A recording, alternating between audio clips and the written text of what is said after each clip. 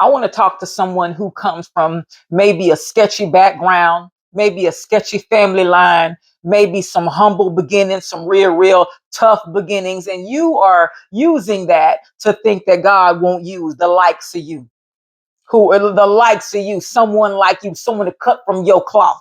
The beautiful thing is God uses who he pleases, and that God will pick an unlikely character to do his work. I know, because I'm a very unlikely character. You better ask someone who knew me back then, or even someone who knows me now, a very unlikely candidate. And the beautiful thing about Jesus Christ, it's not a coincidence that Jesus came from Nazareth.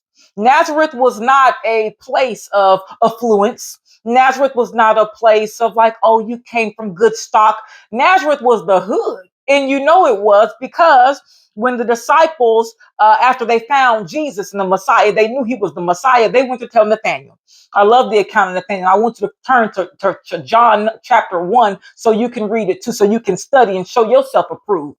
And they went to tell Nathaniel that they had found Jesus. They went to tell Nathaniel that they had found what the Bible, Moses, and the prophets had been foreshadowing and talked about. And Nathaniel says one thing. Nathaniel says, can anything good come out of Nazareth?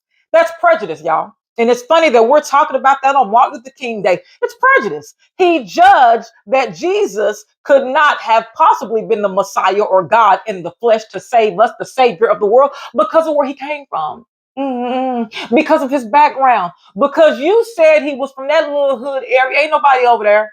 Ain't nobody came from there. Ain't nobody came from Bonton. Ain't nobody came from Oak Cliff. Ain't nobody came from West Dallas.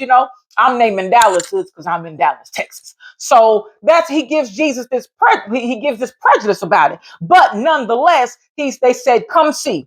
It says Nazareth, and Philip said unto him, come see. So he went.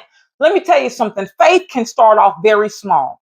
Don't think that your faith has to be this big, grand gesture all the time. Sometimes faith, and especially in the beginning with your walk with Jesus, it can start off very small. Opening the Bible, purchasing the Bible. A friend of mine got baptized years ago. It started out, I remember him going to just buy a Bible. Joining the church, visiting the church. It can start off very small. That action where it said, where he came and saw, that was it. And the beautiful thing is, Jesus is all knowing, omniscient, omnipotent. He knew, even in the flesh, he knew who Nathaniel was. He did not hold that against him. He didn't hold that prejudice against him. And he says this, he gives him a compliment. He says, and it's so beautiful. It says, behold, an Israelite indeed, whom is no guile. No guile, meaning there's no lies coming out your mouth, no slander, nothing evil coming from your mouth. So Jesus did not hold that prejudice against him. A lot of times we hold people's prejudice against them. You don't like such and such because they a Trump supporter. You don't like such and such because they come from there are so many prejudices that we have, and that we don't even realize we have it. And we're supposed to be a people of love, but that's a different story. So Jesus gives him this compliment. Nathaniel is probably perplexed. So Nathaniel says, watch this. He says, Nathaniel said unto him, how you know me? In layman's terms, how you know me? For you to pay me this compliment and say that I'm a man of no guile, how you know? How you know? And I love this because it appears that Jesus is who he is, the great I am. He says, before Philip called you, when you were under the fig tree, I saw you. I saw you. This is for someone that was your cue to shout, to know that God sees you. I don't care where you are, your heart condition, where God sees where you are today, right now. He says, I saw you. Now, you can take that and say, oh, he meant physically. No, this was not a physical manifestation. Oh, I saw you when I walked by. I saw you in the heart. I saw you in the spirit. And how do we know that? Because look at Nathaniel's response. Nathanael answered and said, Rabbi, thou art the Son of God, the King of Israel. He knew right then that this was real, that this was Jesus. Listen, that little interchange right there was so powerful to me, because I struggle with being unseen a lot of times. Sometimes you feel like God doesn't see you. Sometimes there's a prayer that you've been asking that has not been answered yet.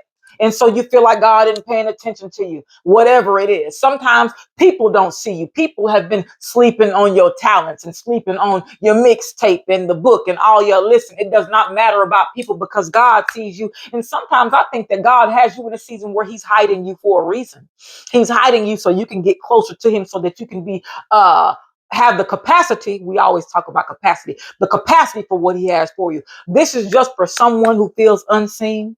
This is for someone who thinks that they are being skipped over. Jesus sees you, because when he was, and let me tell you something about being under the fig tree. Remember, Jesus said to him, when you were under the fig tree, I saw you. Theologically speaking, under the fig tree, many times was where people would go to study, where people will go for prayer, meditation. So whatever that prayer and meditation was, more than likely that Philip was doing, God, I'm sorry, Nathaniel was doing, stay with me. Jesus was letting him know, yeah, I saw you. It was kind of like, I saw you, I heard it, whatever that was. And that's when Nathaniel was like, whoa, this is real. So listen, be encouraged. Encourage someone else. God sees you. His timing is not your timing. You are in nowhere near less talented than what you are. He will use you. The gifts and talents that you have, they will be used for his glory and on his timing. And just because you come from a background that may not be uh the best thing for someone else, God will use that, and we will really know that it was for his glory alone. Happy Martin Luther King Day.